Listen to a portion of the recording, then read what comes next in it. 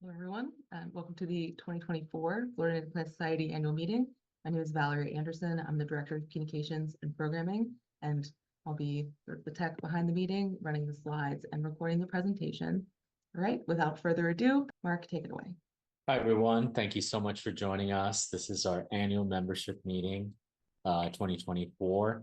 The basic recap of this meeting is to just give you guys an update on all the things that are happening on the state board level, as well as with staff.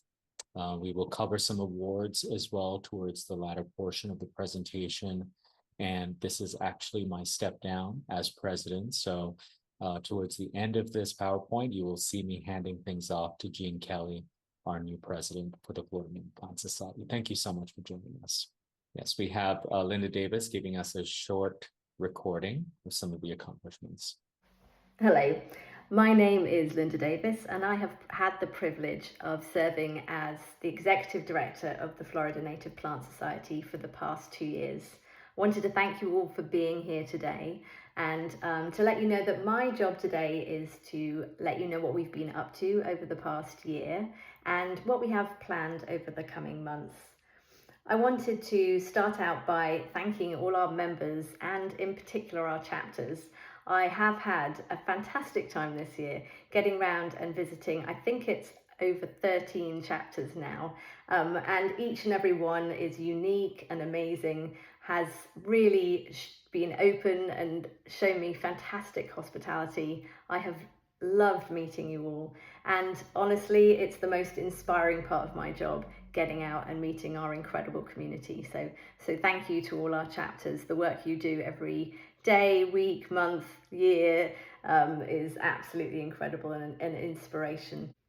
So this year, one of the amazing things we've been able to do is to recruit a new member of staff, which for a team that originally was, when I joined, was only 3 people, means we go to 4, and it's quite a substantial difference in what we're able to achieve. So that's been really exciting. So welcome Cherice Smithers. She's an incredible addition. She's our new operations manager, and she's in charge of all our day-to-day operations as well as our administration, and is the main point of contact between our chapters and members as well. So you will be having lots of conversations with her, I'm sure, over the coming years, and we're just thrilled to have her on board. It's been a fantastic addition to the team.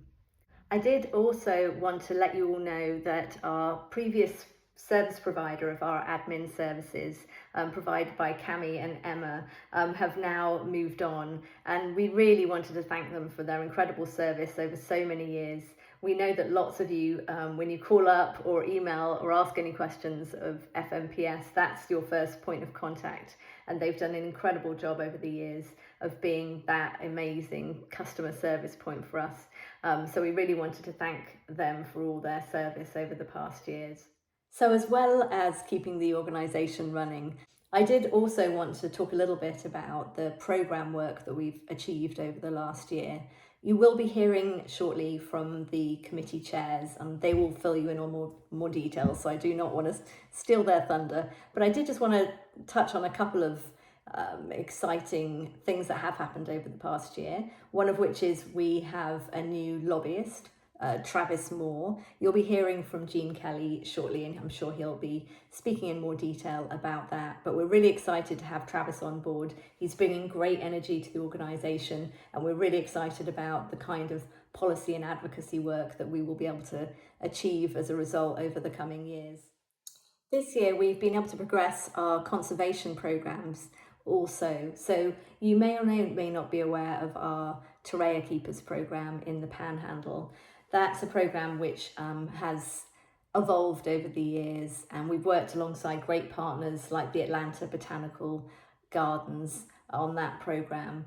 We this year were able to recruit an intern, Maddie Snuggs, and her post was funded by the Florida Wildflower Foundation, so we really do want to thank them. She was a great addition to our team and enabled that programme to really flourish over the past few months.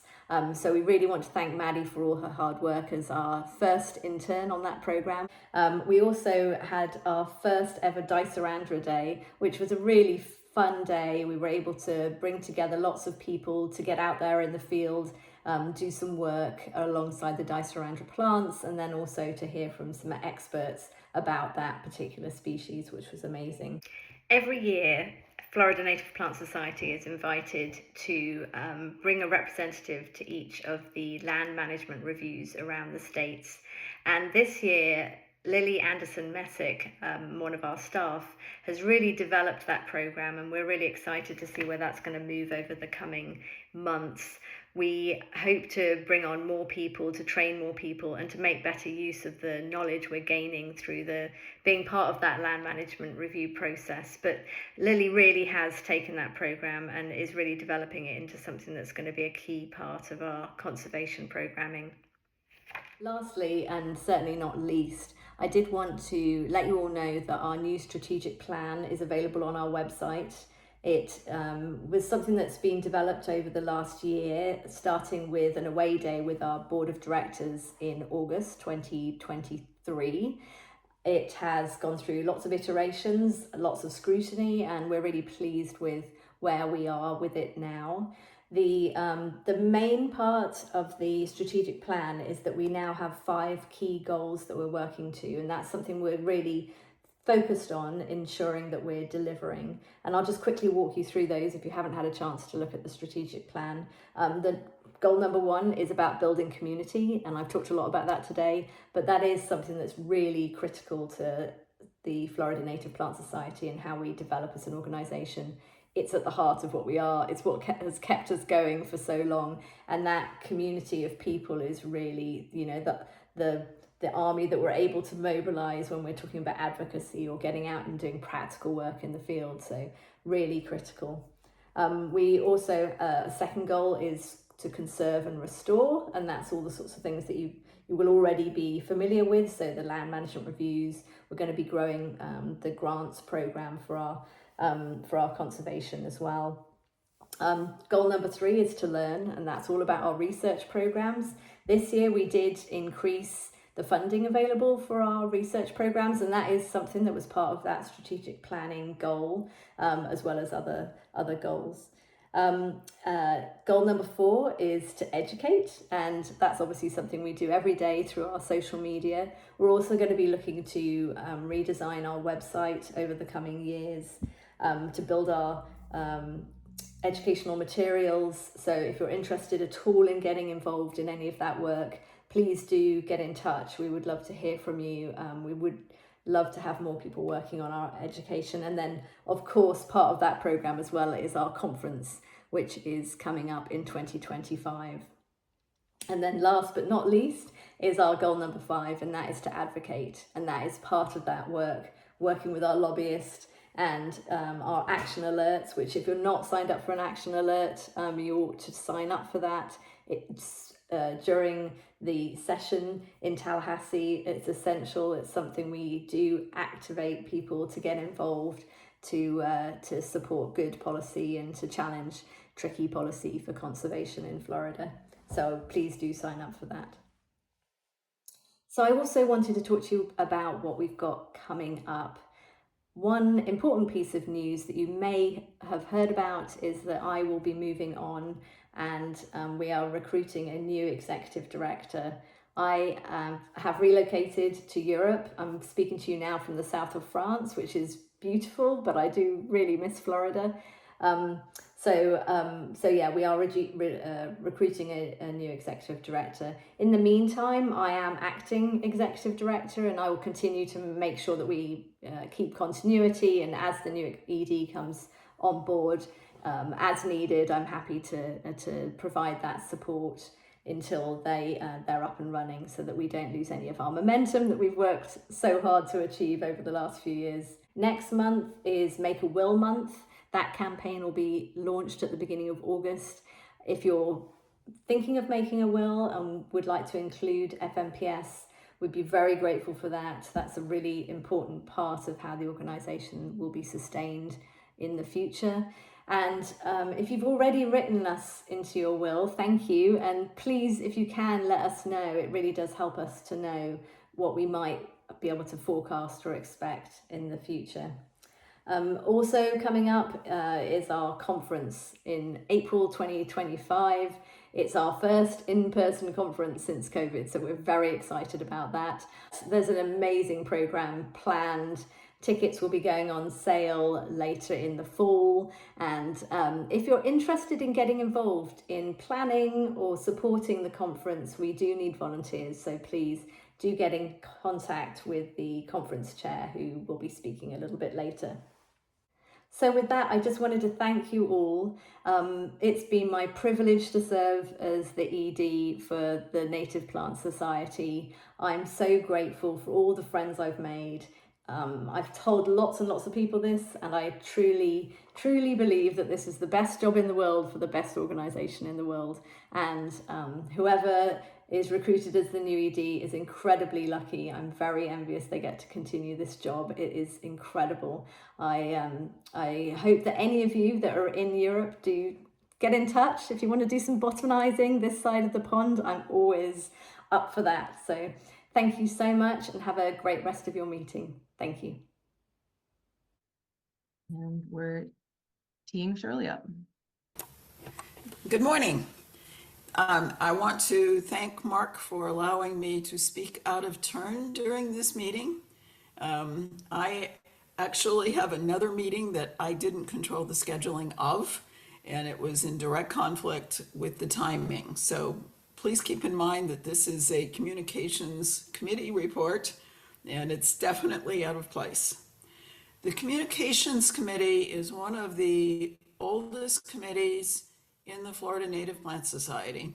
And originally it managed any and everything related to communications, from designing the logo to running a website, which originally had no menu, to having a forum that we use for management of the society, various tools. We have about 28 or so of the Florida websites that we support. We have a handbook and a number of other tools. But in addition, this committee also over the years did things like designing the stationaries, designing PowerPoint templates, and so on. I'm very happy to see that we are now changing some of those, because they do get old. I think this group is at a point where we need to take a new look at things. Technologically, in recent years, we've done mostly web work. We are responsible for the plant database, for descriptions, online descriptions of the native plant ecosystems, and we've got the Palmetto pretty much all online. There are restrictions to make sure that members get special access to newer issues, and a library of documents. There's interest in improving all of these. I am going to say that we've got other things coming about that are less obvious, but that are important. The web world keeps changing. And one of the things we know is that right now. One of the things that we know is that more people use our web tools on cell phones by a lot than used to. It's about half cell phones and half computers these days.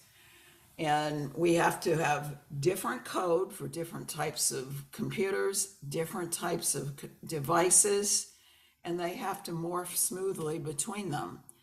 The languages and libraries and other features that are behind these programs keep changing, and some major changes are happening. We are going to wind up having to change things. I would like to know what the society wants. So I am going to encourage the communications committee, more than encourage, I will lead the communications committee into designing a survey that we send out to find out what you as society members are using and what you would like them to do, because we know we need to upgrade. A lot of this we have passed or are passing, especially the website, over to staff, but the guidance needs to remain coming from the board committee. So that's my report. I wanted to keep it short. I'm up in New York State. I will be back at some time, but I want to wish all of you a good meeting as I move on to get to the meeting that it was my conflict. So thank you very, very much. And I hope to review the meeting later and see what I missed. Thank you, Shirley. That was great. Thank you for keeping it short. And because I am nervous about these things, I forgot to introduce Cherice Smithers, who is here. And the computer that I picked out for her so carefully's camera has started to fail, so you'll only see about half of her. But Cherice, would you like to say a few words? Sure. Thank you, Val. Yeah, I'm Cherice Smithers. I'm the new operations manager.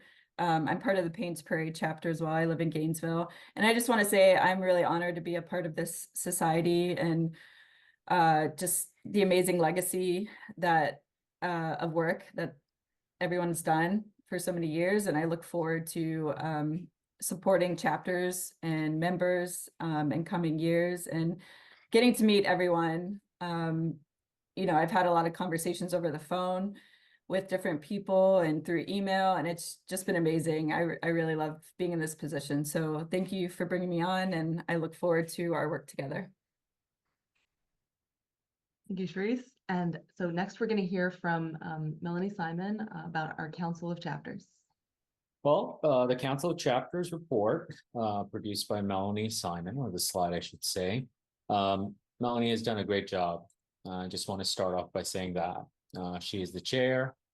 She is shouldering a lot of the tasks that are usually shared within the council, and she does a remarkable job of record keeping. She does lobby for your voices. We have 32 chapters across the state. Melanie has been arduous in making sure that your concerns or needs are reverberated into board discussions. There has been a pool of sharing knowledge, ideas. Melanie has been inviting different people or different project ideas and interests to those calls. For example, not too long ago, I was on the call trying to see if the chapters would be interested in what I call a disaster inter-chapter relief fund. So in case there was a chapter, a natural disaster for a chapter, how could other chapters help that? Melanie has been instrumental in putting together volunteer hours. Here is, thank you so much, Valerie, and the FNPS 2023 survey, which was very enlightening. There was a lot of data that was collected, over 2,000 responses, not just within the society, but also our supporters and affiliates were surveyed. Melanie was instrumental in making sure that was deployed correctly. She's also behind the brochure orders, making sure that you get them faithfully. They come out of a good printing house of good quality and is presentable to your local chapter booths for lay people and attendees at events to appreciate and take home with them. There's a lot of collaboration and workshops right now, as far as leadership, Arbor Day events, invasive plant awareness, chapter plant sales, and even chapter libraries. Some of your chapters are doing seed libraries. They're also doing books. So different types of libraries out there within your chapters. And there are other initiatives that are in the works. So there's a new member package that Melanie is compiling. There's also some investigation and research into new chapters, how they can form and how we can better serve an ever-growing population here in Florida, and new membership database improvements. So those are the things that Melanie has been working on. Valerie, next slide, please. So increasing membership, 6,300 members. It's pretty impressive. And then there are some concerns and challenges as well. 24% of chapters are saying that they're doing good. And then the rest are saying that they could use a little bit of help. 67% of the chapters are attending the council. So if you are not, if you're part of a chapter that does not get that information on when these council chapter meetings are happening, please inquire with Melanie. I will put Melanie's email in the chat box for your convenience as well. And you guys can be directly plugged in with the rest of the chapters. Next slide, please. All right, and And that is it for the council thank you. chapters report. If we could have, I believe, Travis and Jean. I haven't seen Jean on yet, but I have seen Travis. I'm here. Great, Jean, thanks. Good morning, everyone. First, I would like to acknowledge the contributions made by the members of the Policy and Legislation Committee. In particular, during the legislative session, we meet weekly. During the rest of the year, we'll meet on an as-needed basis, but it really does demand a lot of commitment, and I'm happy to receive that from the members of the committee. Could you give us the next slide, please? I hope Travis is able to get in to the meeting. I wanted to introduce him. He is our governmental affairs consultant / lobbyist. He replaced Sue Mullins, who really she did good work for us for a number of years, but she took a high-level position with the state and the Florida Department of Agriculture. And Travis has stepped in and really represented us well during this past legislative session. I can only hit the real highlights of what happened during the session and the work that we've been doing in this committee. If you want a more comprehensive explanation of that, you should go see the report that was published in the Sable Minor recently. So I'd like to begin by talking about a couple of victories that we can really claim some credit for. The first was that we killed what was called the Environmental Management Bill.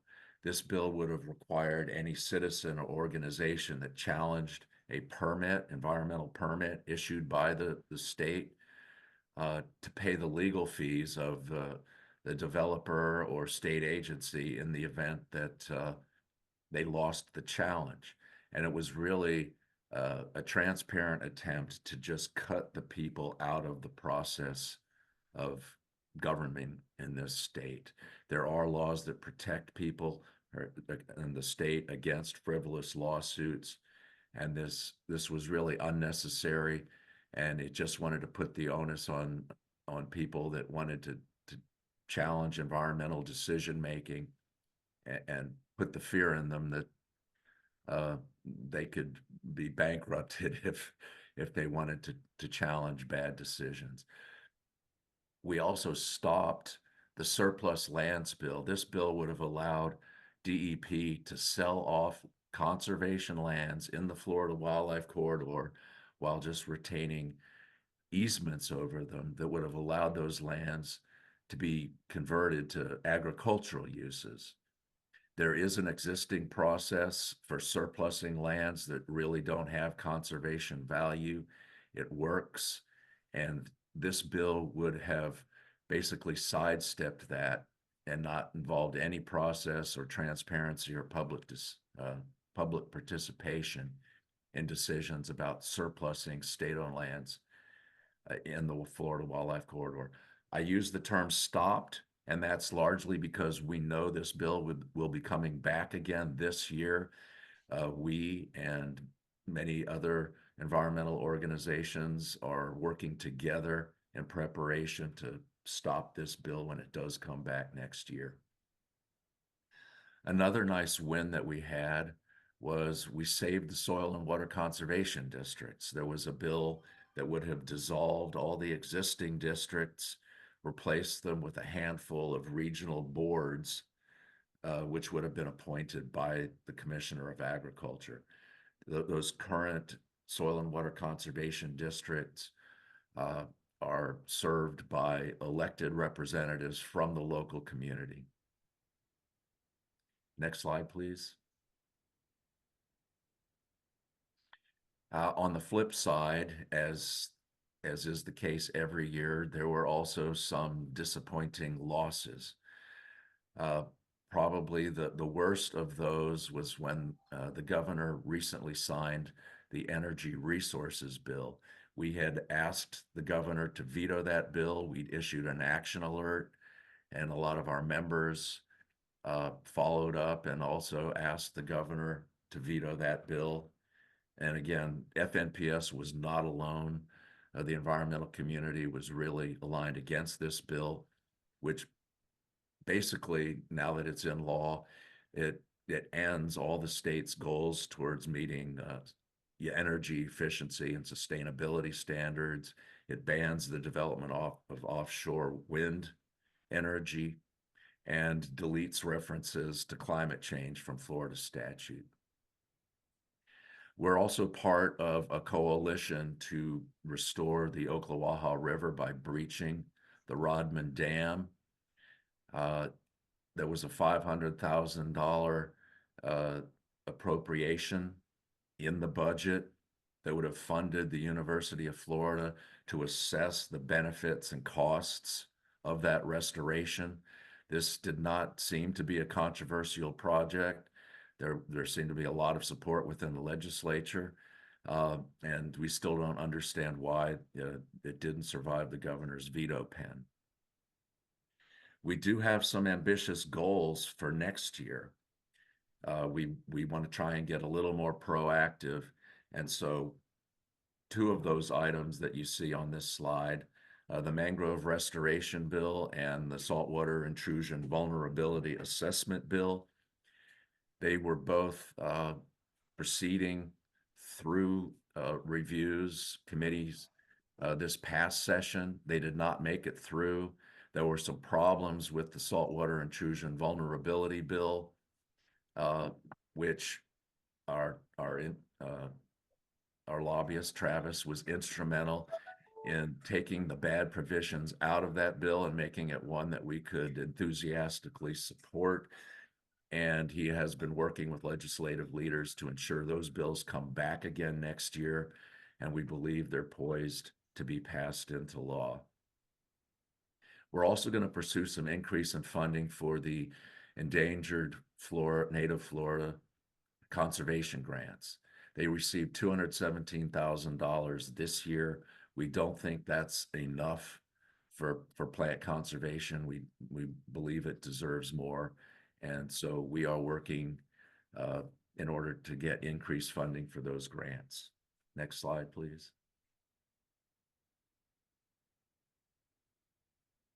I just wanted to show some important numbers and to provide some context.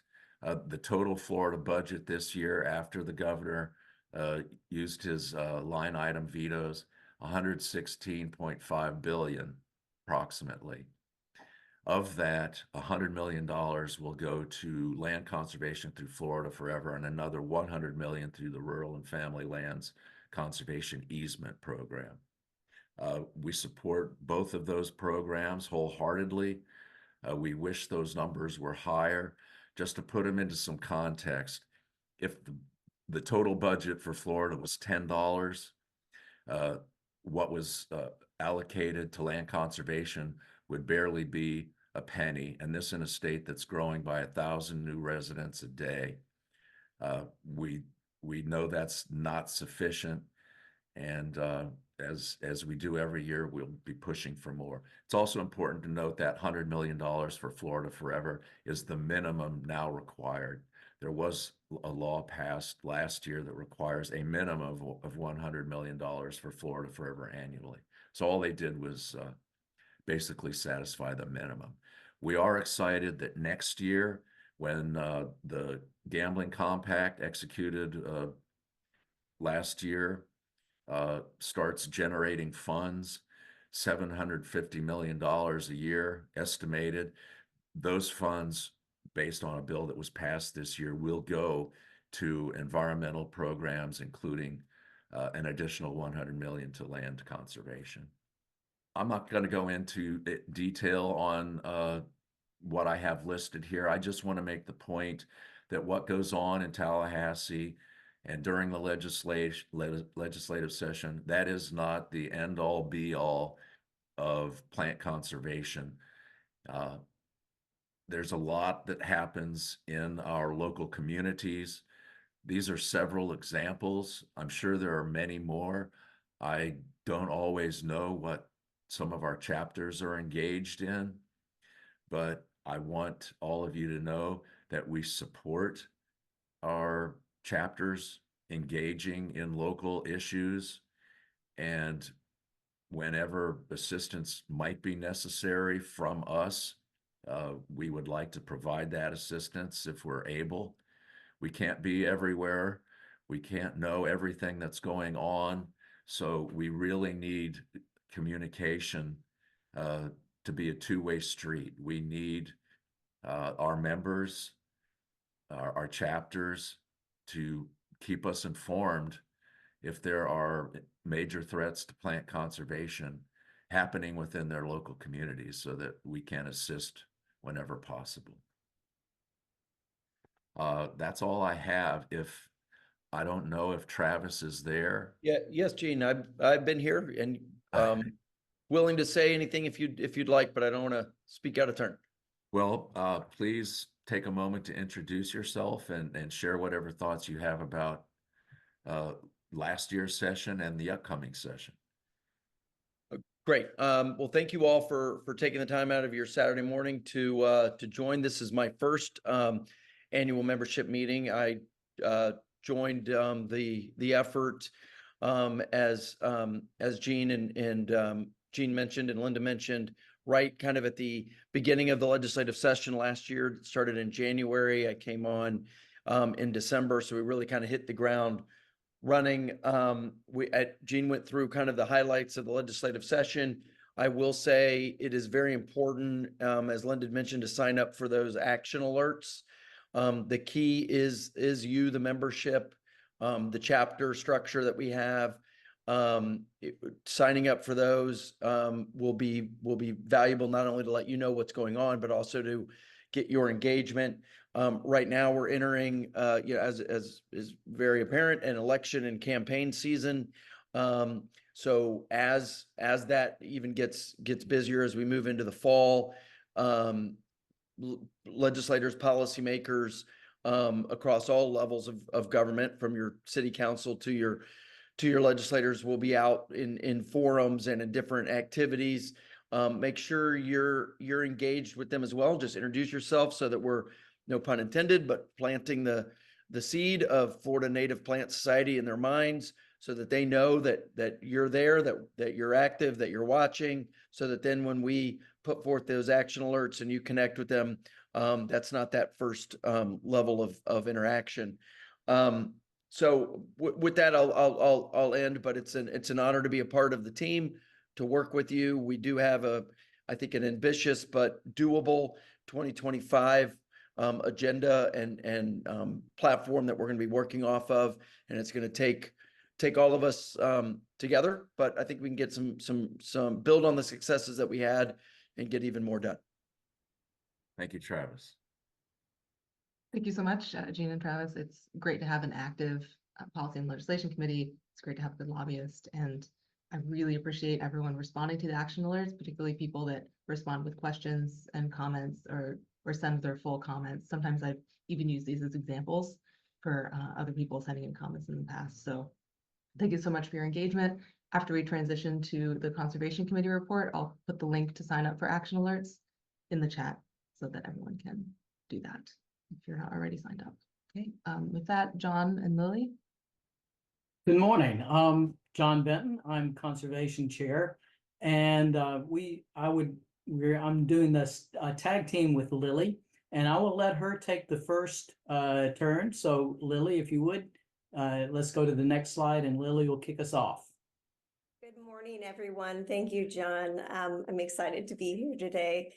I am the Director of North Florida Programs for the Florida Native Plant Society, and I am now overseeing our land management review process. We are really lucky to have a seat at the table at all of our FDEP public lands land management reviews, which kind of hold the land managers accountable to their management plan. And it's really important to have an ecologically informed perspective on those reviews. And that's what FNPS members get to provide. So we want to take this opportunity really seriously and do the best we can to find the best members available for those roles across the state. And so we invited all of our previous reviewers to a forum recently, and we got feedback from them about how we can improve our process and play an even better role at providing that feedback to FDEP. And we will be having a lunch and learn soon that will be public about the LMR process to kind of inform many of our members who might not know and who might become great reviewers in the future. And we also are encouraging our current reviewers to work on mentoring other members in their area who might become good reviewers. And so we're working on planning on improving that program. And then I also wanted to update everyone about our Torreya conservation work. So I'm in charge of that up here in the Panhandle.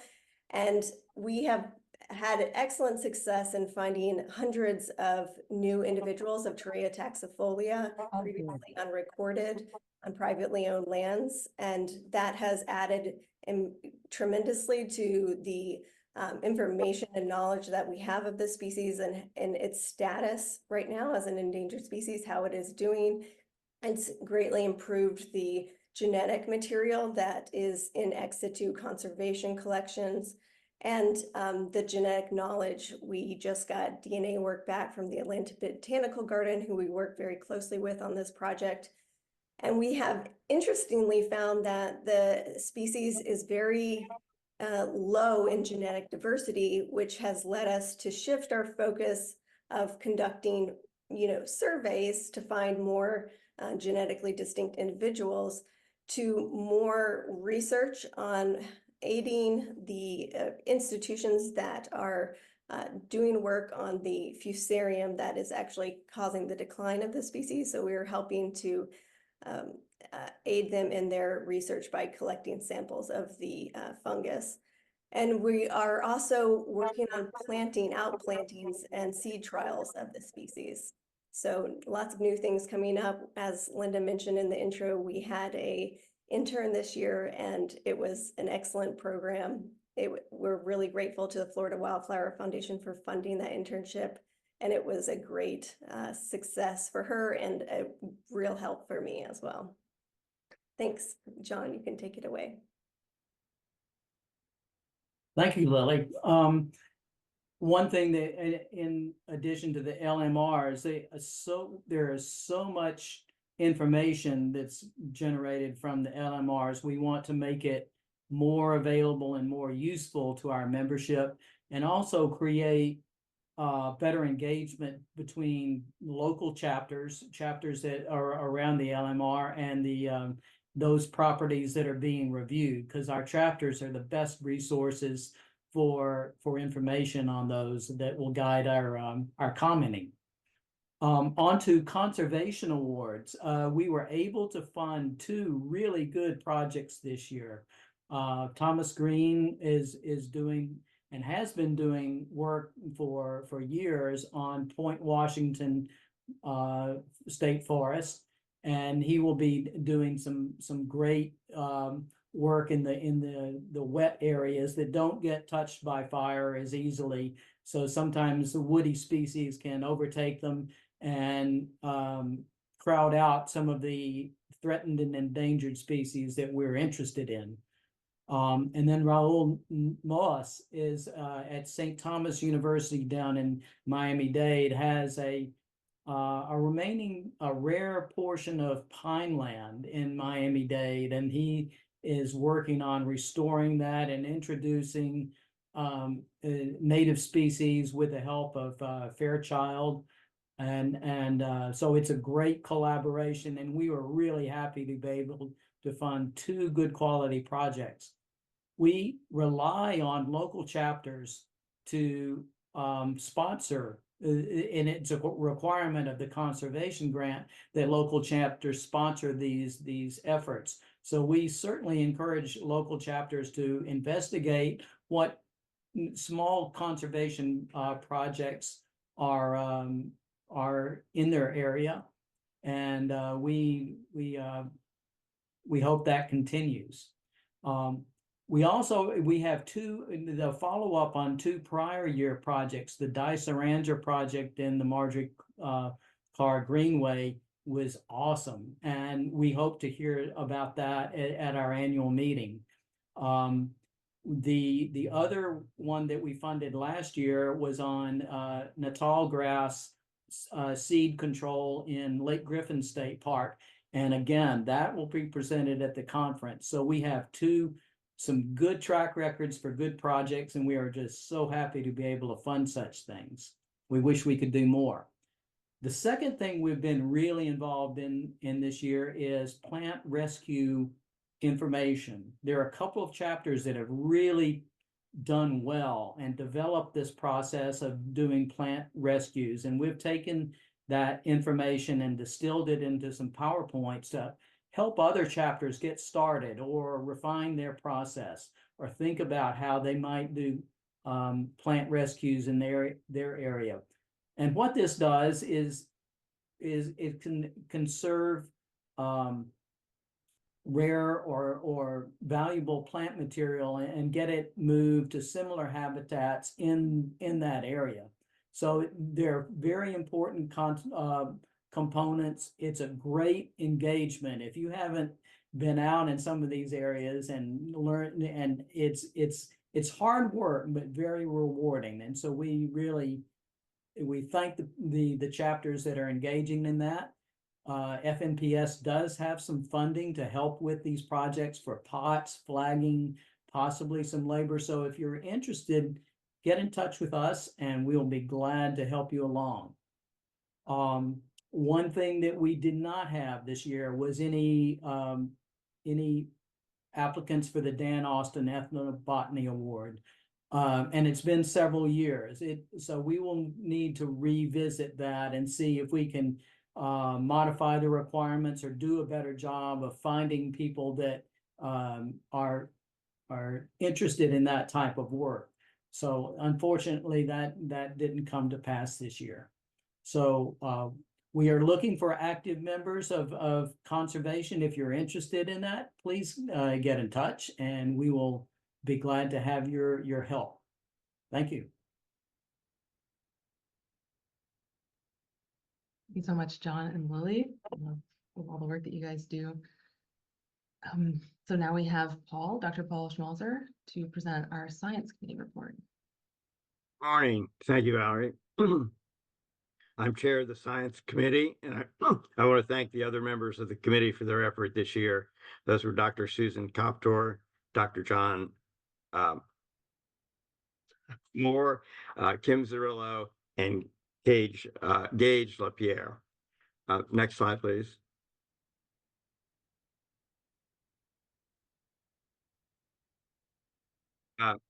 The Science Committee administers the FNPS research grants. This year we had one application for the Cornelia McNamara grant and 8 for the endowment research grants. The McNamara grant is funded by a grant from an individual, and this is its 4th year. And the award this year went to Alexandra Goetz with the University of Florida at IFAS in collaboration with Broward County for a seed bank project for native plants in Broward County. We had excellent applications for the research grants. The research grants are funded by the earnings from the FNPS endowment and by contributions from individuals and chapters. I want to thank everyone who's contributed to the endowment over the years. And this year, the Sea Rocket chapter made a $500 donation to the research grants as well. The 5 that we are awarding this year, the first one was to C. Herdman and C.R. Adams of the University of Florida, Gainesville, for the population genetics of the ghost orchid, the charismatic species that's shown in the slide here, a very rare plant in South Florida that you probably know about.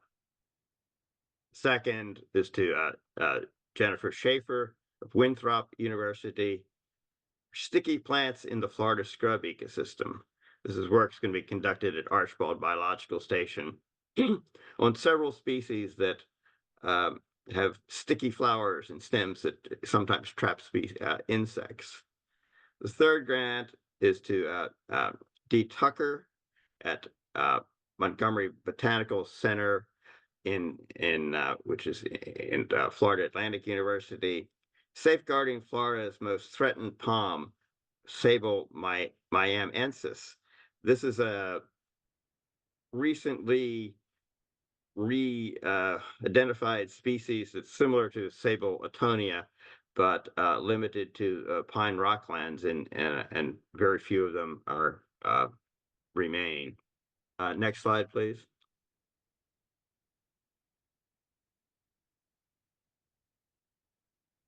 The fourth grant goes to Niall Whalen at Florida State University, investigating silica deposition in the critically endangered Florida torreya and its relevance to plant health. And your Lilly talk about the work that FNPS has been doing on torreya in North Florida. And the final grant to C. Willis at the University of Florida, cues and communities, insect interactions with Exobacterium fungi on native shrubs. This is an interesting fungi that you see sometimes often on Lyonias that are very curious. And so those are the 5 grants being awarded this year. And we hope we'll hear about this research in future, maybe some at the conference in April. Another major activity this year for the Science Committee was working with FNPS staff and board members to develop a statement on milkweeds and monarch butterflies that relates to the controversy with the infection of monarch butterflies by OE parasites, and how native milkweeds and introduced milkweeds interact with that. And that statement was approved by the FNPS board in May and is available on the website. And the major message is that you do not plant tropical milkweed, and native milkweeds are good for good to continue planting. So thank you. Thank you, Paul. Next, we have our Finance Committee report by Anne Redmond and Chris Moran. I see Anne. Next slide, please, Valerie. Thank you. Good morning, everybody. The Finance Committee, we're the boring committee. We are responsible for the long-range strategic financial planning for the society and make recommendations based on our charter. So each committee has a charter, and this is our raison d'etre for the Finance Committee.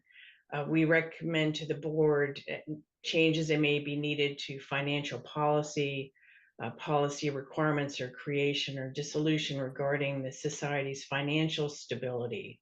And we also need to be knowledgeable of the current state of our budget, profit and loss statements, balance sheets, and major financial instruments and accounts. We also advise the president and the board of directors on investment and expenditure strategies for long-range planning. And in sum, we have regular monthly meetings that of the group that are well attended and a lot of good conversation occurs in to ensure that we have strong financial standing moving into the future. Next slide, please, Valerie. So this year, the types of things that we did this year, and this is certainly not the entire list, but just some snippets. We collaborated with the board, the executive director, and staff on a variety of fundraising campaigns. We addressed a variety of donations. You know, we do get restricted monetary donations as well as non-restricted funds. We have begun getting bequests of wills of members who've passed on, of which we're greatly appreciative. And one member's estate had some artworks that they were planning to gift to us. So we need to figure out how to handle those donations as we move forward. We confer with budget requests for the committees and amendments that may be needed, shifting funds around to ensure that we are solvent throughout the year.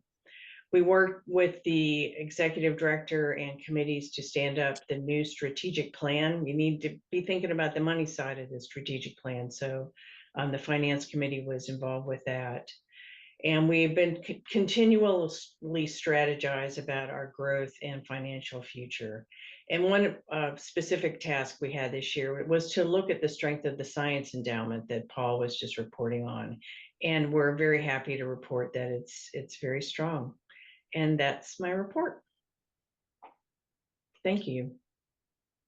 Thank you so much, Anne. This is incredibly important committee, obviously. Now we have time for the landscape committee with Natalia Manrique. Here. Okay, thank you. I want to start by saying that this is my first year sitting on the board and as chair of the landscape committee. So I'm really honored to be surrounded, you know, with people like you that are truly making a difference to protect native plant communities. So the landscape committee advances the society's mission by offering resources, advocacy materials, and information on the landscape industry to government entities and, of course, Florida citizens to encourage the use, protection, and conservation of native plants through our landscape. I want to start also saying that we meet on the second Thursday of every other month. New projects are welcomed, and we are looking for new members and ideas. So please, if you are interested, just send me an email. Next slide, Val, please. All right, so how do we advocate for the use of native plants in landscapes? We use it through the Landscape Awards, supporting other committees with topics on the landscape industry, outreach to homeowners to incorporate native species in their landscapes, support municipalities on the implementation of native plant ordinances, and, you know, of course, advocate for the use of native plants on ornamental landscapes. And I'm going to go for my next slide. And I want to use this slide to talk about the Landscape Awards. So the Landscape Awards offer us a very unique opportunity to showcase and model sustainable landscaping practices that can be replicated throughout Florida. The awards recognize outstanding projects that demonstrate creativity, environmental stewardship, and community engagement. There are 2 levels of awards that are going to be recognized this year: Excellence and Gardens of Honor, 4 categories: residential, commercial, conservation, and community gardens. And applications are now open. So if you or a member of your community, because this is not exclusively for FNPS members, this is open for everyone. So if anyone in your community has a show-stopping native garden, it is a great opportunity to show everyone what we can do.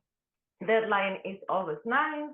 And then, of course, for more information on how to apply, you can visit our website or send us an email as well. That's it for me. Thank you very much. Thanks so much, Natalia. Right, and now we have what everyone is looking forward to, the next in-person conference. The committee is being run by Athena Phillips. Athena? Hello, Athena's, everybody. oh, good. Athena's here. Yes, I am here. So hello, everyone. I'm Athena Phillips. I'm the chair of the conference committee. Our committee includes the FNPS staff, 8 task leaders, and the volunteers who attend our meetings to plan out this major event over 2 years. As one of Florida's leading environmental organizations, the conference is our opportunity to showcase our work into a 4-day bonanza that moves around the state. And we do this so that we can share the accomplishments we've had, so that our committees and our leadership can meet with the membership, and hopefully so we can fund some more of our goals. As a science-based organization, we can highlight the latest research and topics of interest. It's a place where you can share ideas and meet your fellow plant people. After a long break from holding this in person, we are back with a packed schedule. And Valerie, if you can share the next slide. We have 32 field trips over 2 days, new special Wednesday welcome outing, which will be there for the people who come extra early. And we'll have 2 days of sessions with 3 simultaneous tracks of over 30 speakers, including CEU presentations and the poster presentation as always. And of course, we'll also have the plant sale and vendors, the plant ID contest, social, silent auction, book signings, and I'm sure more because we're not done planning yet. So for those of you who unfortunately can't make it in person, we will continue offering the virtual experience with a selection of the presentations online and socializing on Whova, which will run live while we were having the conference. So mark it down on your calendar, and it'll be the first week in Gainesville. Valerie, you can go to the next slide. That's 2025, April 2025. I have heard this will be a very busy week in Gainesville. There's a couple other events that are going on, so you'll probably want to secure a room early. We do have a special rate at the Hilton and a block of rooms available, and you can find a link to that and info about the conference on our conference website, our webpage, I should say, on the FNPS website. And that's also where you'll find updates as we post them. You can find, we'll be sharing information on social media as well. But if you would like to contribute to our event, please reach out to me. You can reach me at conferencechair@fnps.org. And if you'd like to help volunteer, if you want to, however you think you may contribute to the conference, I would be more than pleased to hear from you. And I hope to see everyone there. Thank you so much, Athena. It sounds like it's going to be a great time. I'm looking forward to it. It's exciting. Yeah. All right. And now we have Mark and Lilly with our annual FNPS Awards. Yes, we do. So, guys, another bumper crop year of nominations for the FNPS Awards. As many of you know, there are several different categories. The most prestigious and the one that is the highest award in the categories is the Mentor Award. So I'll be covering that with you, as well as the green palmettos and the silver palmettos. And yes, Valerie, you can pause for a minute. I need to go over those slides. And then Lilly and I will touch on the emerging leaders. Next slide, please. All right, well, let's touch on the Mentor Awards. Marlene Rodak, as some of you know from South Florida, she is the newest recipient of the Mentor Award. She is a long-standing member of the Florida Native Plant Society, has given innumerous, and I mean innumerous hours towards her local chapter, the Cocoloba chapter of the Florida Native Plant Society. She has been, as many of you recall, a major organizer in past FNPS conferences. You may have been included in some of those correspondences if you had touched on conference in some form or fashion back then. She has created what I call FNPS hubs, a physical place in her local area where people can come and learn not only about Florida native plants, but about Florida Native Plant Society. And that makes her a standout candidate for the Mentor Award. She has done that not once, not twice, but over and over and over again. Portion State Park, Cutting Horse, and many others. She's a strong affiliate with water conservation programs in her county as well. But the piece de resistance here is the transformational funding of $2.5 million towards the River Oaks project in the village of Estero.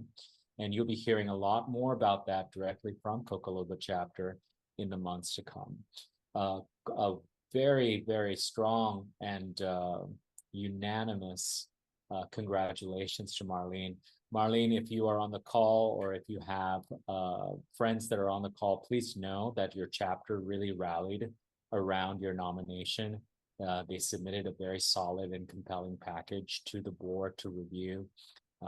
And I personally feel that this is an accolade that was definitely in the works. So congratulations.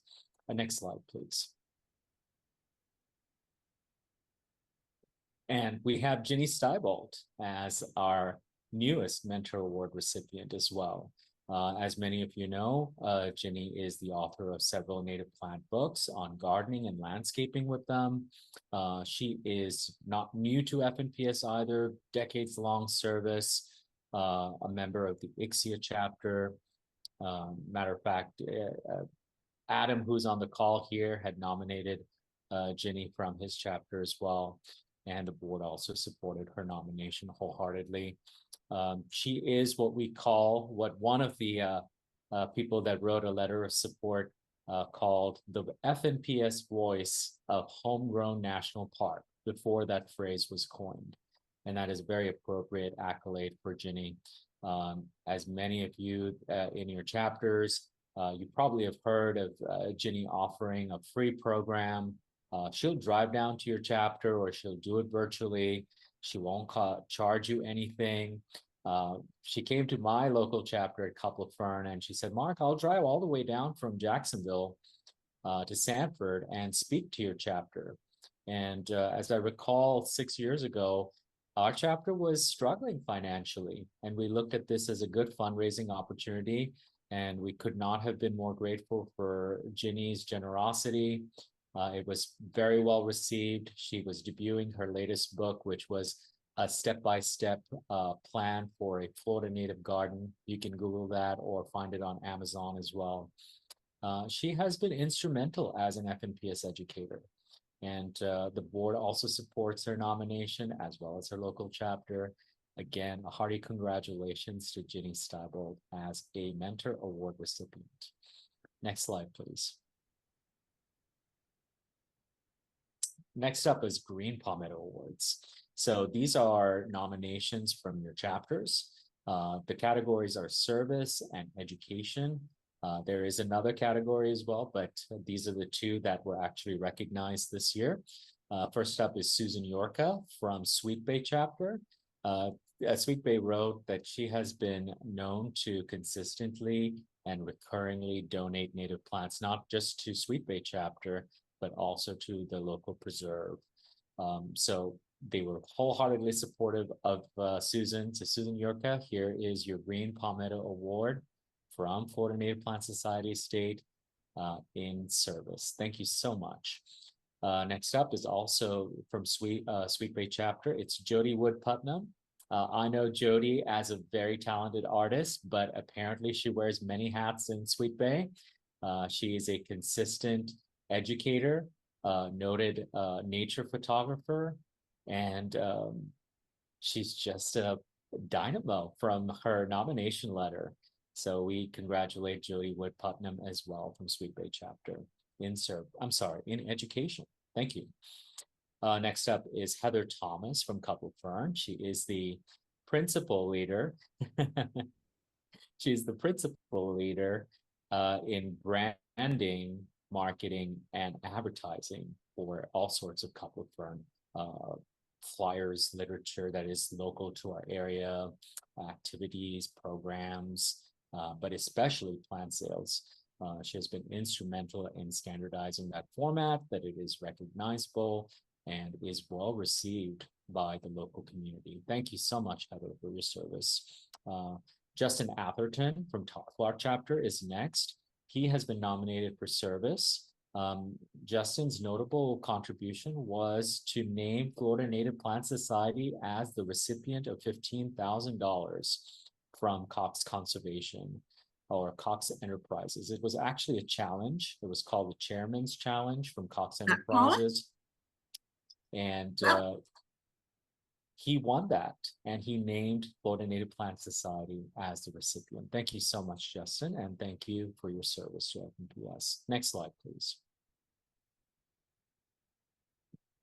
Mike Fight was nominated by Suncoast chapter.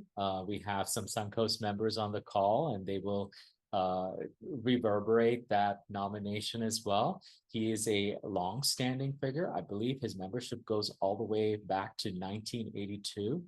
So this award is certainly a long time in the making. It's a leading figure in Suncoast chapter activities, especially at community gardens. He donates his time faithfully every month to Lake Lettuce Park, as well as their plant sale festivals that they have in their region. Congratulations, and thank you for your service, Mike. As far as outstanding chapter of the year, it goes to Tarflower. Congratulations, Tarflower, on their continued success at Mead Gardens. They have Backyard Biodiversity Day. They have an Uplands native plant demonstration garden area that uses more of a natural feel, a natural ecosystem type demonstration garden. They have partnerships with Orange County Green Place program, as well as the city of Winter Park. Tarflower is doing some good work. Congratulations on being outstanding chapter of the year. Next slide, please. All right, Lily, it's you and me this time. It's emerging leaders. So Lily, can you just touch on this with me on why it is important to cultivate the next generation of FNPS members and how we can recognize them and foster their progress within the society? Yeah, thank you, Mark. I am honored to be included in having Mark ask me to be included in this Emerging Leaders Under 30.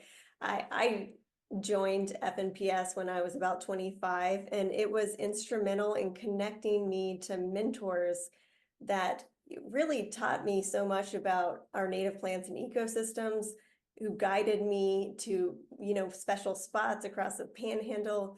And it was instrumental in the growth and development of my career.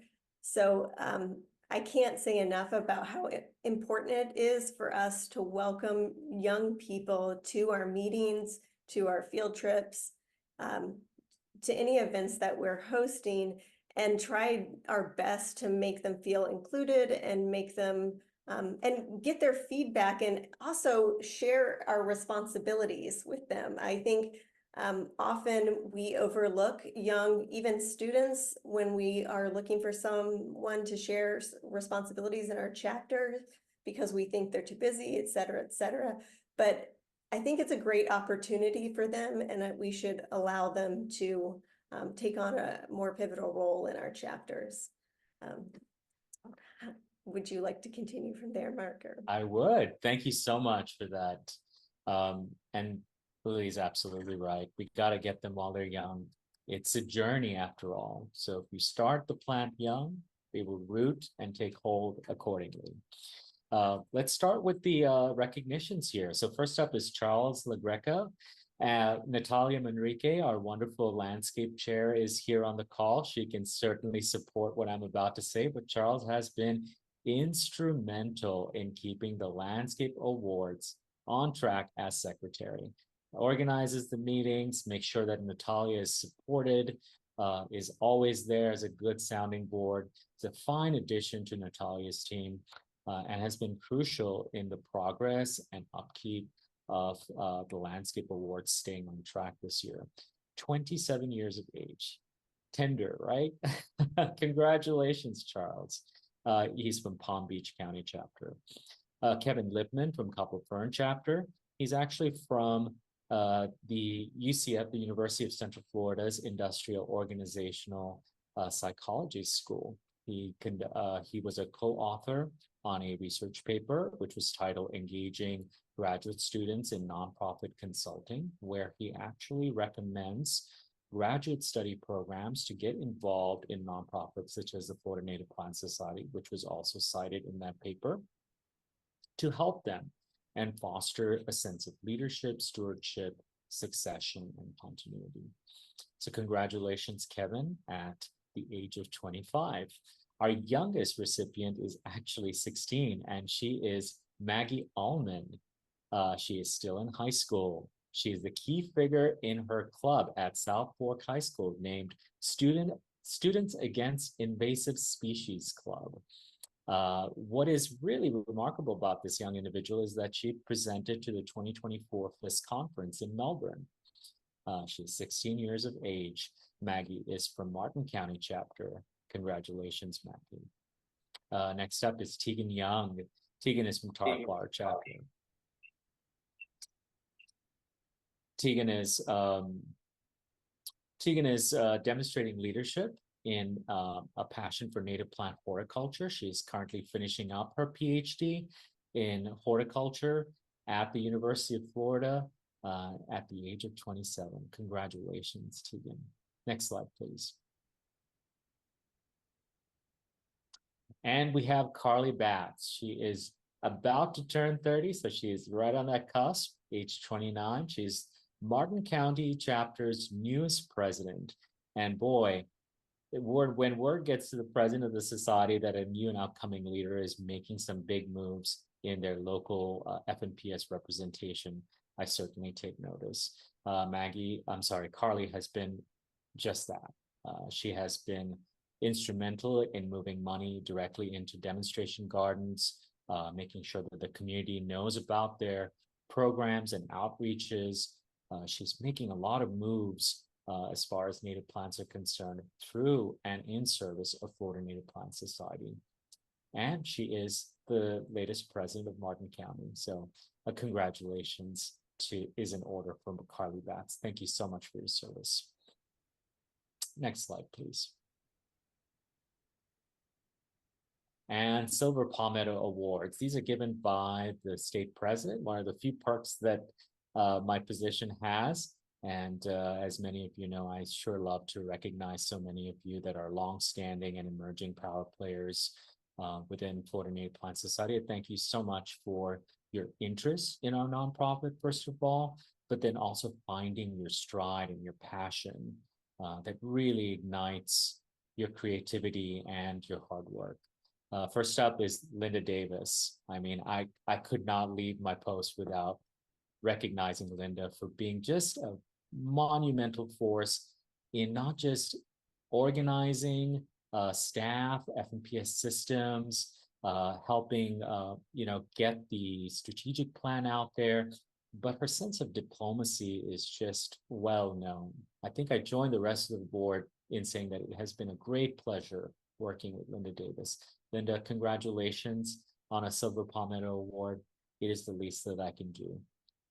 Next up is Nia Wellendorf. Nia has been the president of Magnolia chapter. She was also instrumental in the FNPS conference years ago. Nia is a longstanding face of the Florida Native Plant Society. Her specialty is aquatics, and I call her the water queen because many of the aquatic plants in freshwater systems, I actually asked Nia. But she has been instrumental in organizing the 2024 FNPS board weekend experience out in the Panhandle. We were in Tallahassee, we were up at Tall Timbers, we were at different spots, all thanks to Nia. Thank you so much and congratulations. And next up is Anastasia Salter from Couple Fern, instrumental in organizing the 2024 board meeting in Sanford. She's a wonderful person, extremely bright. She's a tenured professor at the University of Central Florida, and her keen interest and niche is the intersection of technology and Florida native plants.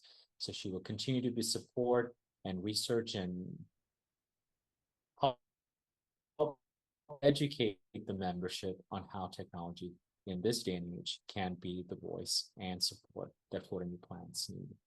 Last but not least is Connie Nigel. Connie, congratulations. She's instrumental in organizing the 2024 board meeting in Naples. Interestingly enough, Connie was nominated for the Green Palmetto Award by her chapter as well for being a leading figure in getting outreaches done and out there from Naples chapter. But I could not pass this opportunity up and recognize Connie with a Silver Palmetto Award. If any Naples chapter members are on this call, you're more than welcome to nominate Connie again in the future for a Green Palmetto. But congratulations, Connie. Next slide, please.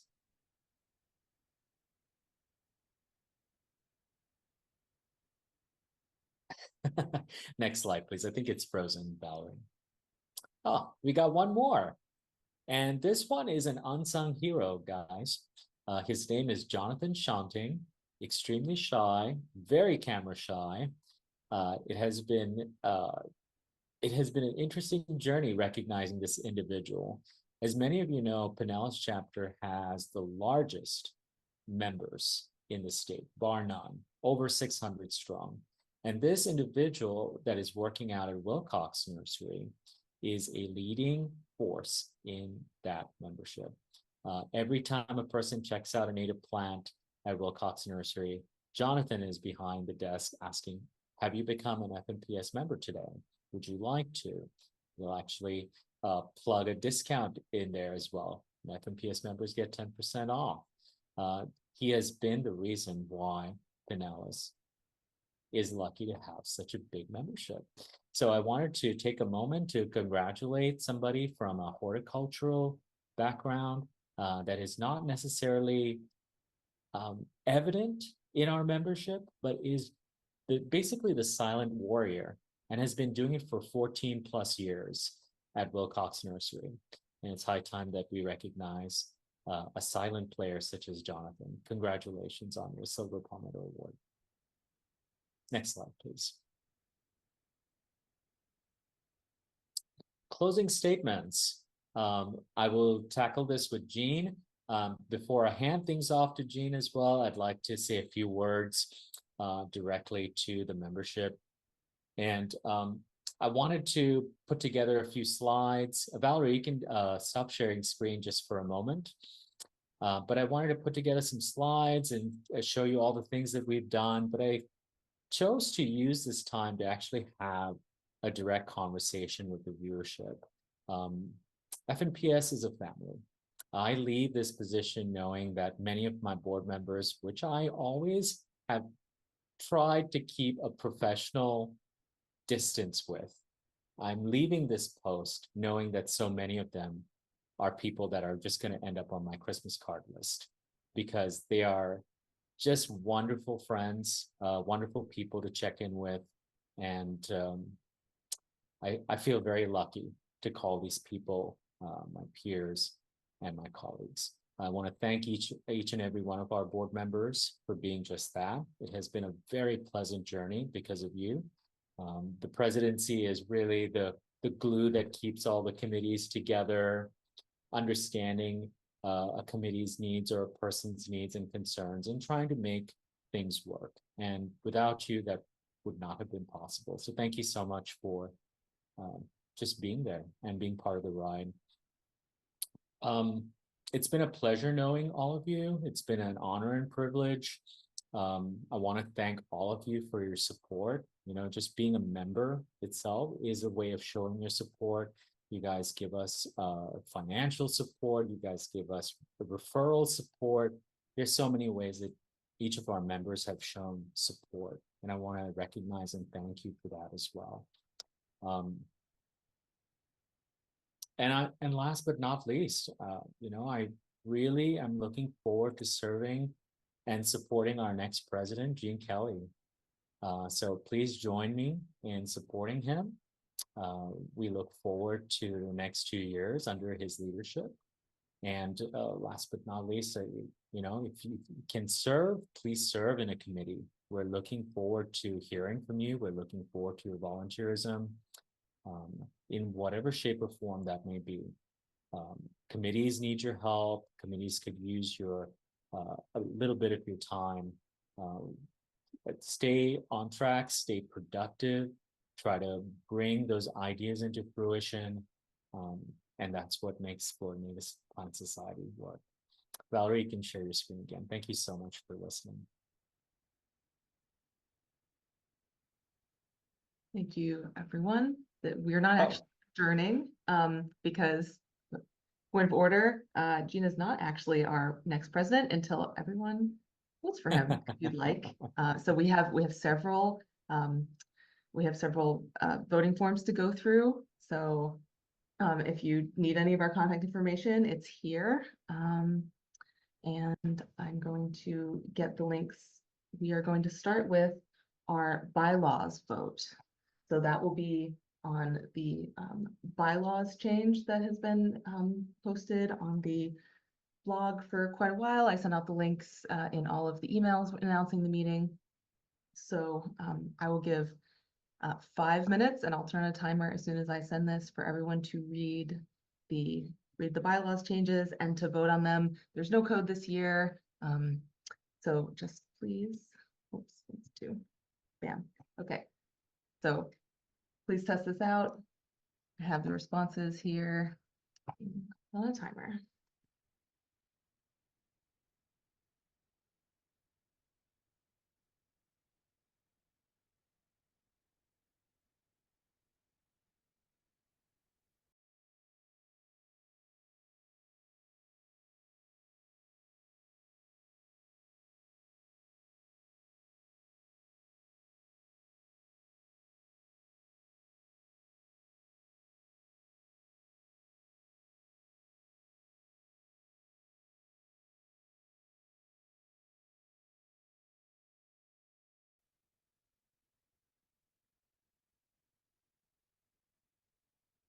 Just checking.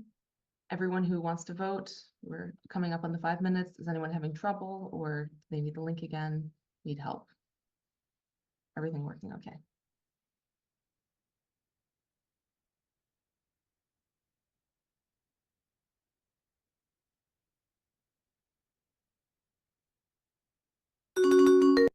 Okay.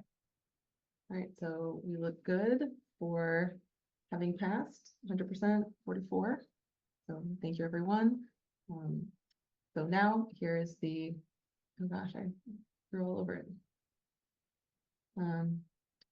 Here will be the voting link for the new, for the minutes for 2023, approving them. These are the annual members minutes. So you guys get to approve the minutes from the last year, and then also to vote on the slate of officers, and each person you can vote on separately.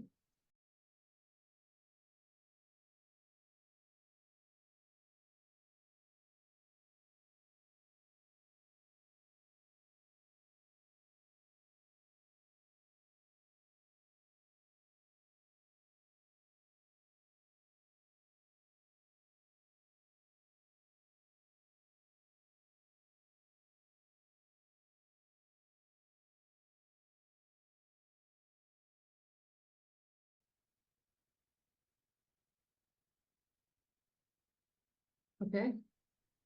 Looks like meeting minutes were approved. Sorry, it should say 2023. The minutes themselves do say 2023. Jean, you got it. Congratulations. Anne, Bonnie, David V. Bruce got it. Shirley got it. Paul got it. And Bailey Piper got it. So congratulations, everyone. And thank you again, Mark, for your leadership over this time. And yeah, we really appreciate you. Jean, would you like to make a statement? Yes, absolutely. Thank you. I appreciate the vote of confidence that this represents. But really, yeah, I want to thank Mark. You've really grown the society, Mark, in membership, staffing, in our reach and influence. I think we are as effective or really more effective than we have ever been before in achieving our mission. You've positioned us to be even more successful in the future, and I'm excited to follow you in this role. I'll really seek to maintain the momentum that you've established. And I just want to remind you and make sure everybody else here also understands that this is not your swan song. You don't get to ride off into the sunset. You're still going to be serving as past president. And I want everyone to also know that over the past couple of months, in anticipation of this moment, Mark and I have spoken and met many times. I have benefited from his counsel, guidance, and I'm really glad that I will continue to benefit from that counsel as he serves as past president. I think one of the really exciting manifestations of his leadership and where he's brought the society are those emerging leader awards that he just awarded. What could bode better for the future of the Native Plant Society than at this point to be recognizing young people who are really emerging and assuming roles that eventually they will be the ones leading the society. So very, very exciting. I guess my last comments would be in reference to the conference. I think that's another important manifestation. Our first in-person conference since the advent of the COVID era. If you've ever attended one of our in-person conferences before, then I know you're excited about it. I know I am. I can't wait to go to Gainesville, mix with other native plant enthusiasts. I always learn something. They're exciting. They're fun. If you haven't ever attended one of our in-person conferences, be sure you put those dates into your calendar, April 3rd through 6th in Gainesville. Please plan to be there. You will be glad you attended. So I hope to see you all there. And ultimately, actions speak louder than words. Mark, you've got lots of actions there. I hope to live up to that. And between now and the conference, when I'll have another opportunity to address the membership, I hope I'll be able to claim some concrete achievements to really build upon what you've established in your years of leadership. Thank you very much. Thank you to all the members. We need you, and you are what makes the society. And I really look forward to serving you. Thank you. Thank you, Dean. Yeah, the society's future is looking good. So just again, thank you everyone so much. I know these virtual meetings are not as fun as getting together. We're not able to network as much, but I really appreciate everybody, sticking with it during the virtual times, and we'll get back to having together in person. And I just appreciate everyone's time this Saturday morning and just caring about the future of FNPS and how we work. So with that, I guess for membership meetings until next year during the conference. So thank you everyone, and go enjoy your native plant ice cream. Goodbye. Bye, everyone. Yes. Your lemon bacopa infused native plant ice. Sounds amazing. I know. Bye. Bye. Congratulations, Jane. Congratulations. Congratulations, Jane. And thank you, Mark. And thanks to all the other new board members. Yeah. Congratulations to everyone. And hi, Talk to you Lynda. guys. Hi, Bunny. Have a good one. Take care.